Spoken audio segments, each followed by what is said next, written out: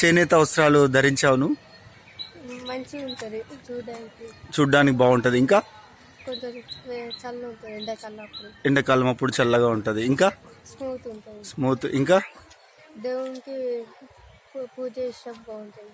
దేవుడికి పూజ చేసేటప్పుడు బాగుంటుంది. ఇంకా ఇంకెవరికైనా లాభం ఉందా నువ్వు ఈ బట్టలు కొనుక్కోవడం వల్ల? చేనేత వాళ్ళకి లాభం. Wow, excellent.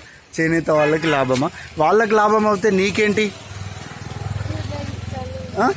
నీకేంటి లాభం? వాళ్ళకి లాభం అవుతాయి.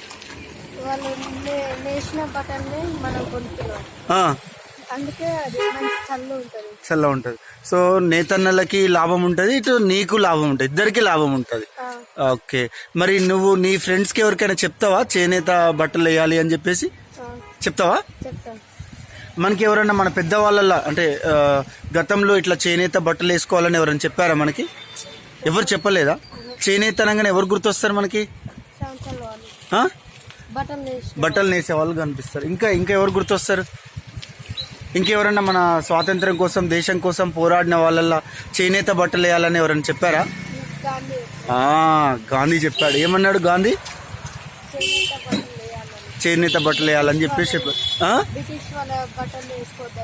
బ్రిటిష్ వాళ్ళ బట్టలు వేసుకోవద్దు, చేనేత బట్టలు వేయాలని చెప్పినారు. కానీ మరి సమాజం అది పాటిస్తుందా? నీకు తెలుసు కదా ఇక్కడ సమాజంలో ఇప్పుడు ఇంతమందిలో నువ్వు ఒక్కడివే చేనేత బట్టలు వేసుకొని ఉన్నావు. పాటిస్తున్నారా? ఎక్కువ మంది పాటిస్తారా? పాటించట్లేరా? తక్కువ మంది పాటిస్తున్నారు. సో మరి మహాత్మా గాంధీ 150వ జయంతి అక్టోబర్ 2న మనం జరుపుకోబోతున్నాం. వారికి నిజమైన గౌరవం ఇవ్వాలంటే మనందరం చేనేత బట్టలు ధరించి వారికి నిజమైనటువంటి గౌరవాన్ని ఇవ్వాలి. అదేవిధంగా ఎంతోమంది వ్యవసాయదారుల తర్వాత ఎక్కువ మంది ఆత్మహత్యలు చేసుకునేది చేనేత కార్మికులు. కాబట్టి మనందరం చేనేత వస్త్రాలను కొనుగోలు చేసి వారు ఏమాత్రం అధైర్యపడకుండా మీరు నేసిన బట్టలు కొనుగోలు చేయడానికి మేమున్నాము అని చెప్పేసి వారికి మనం ప్రోత్సాహం కనుక అందించినట్లయితే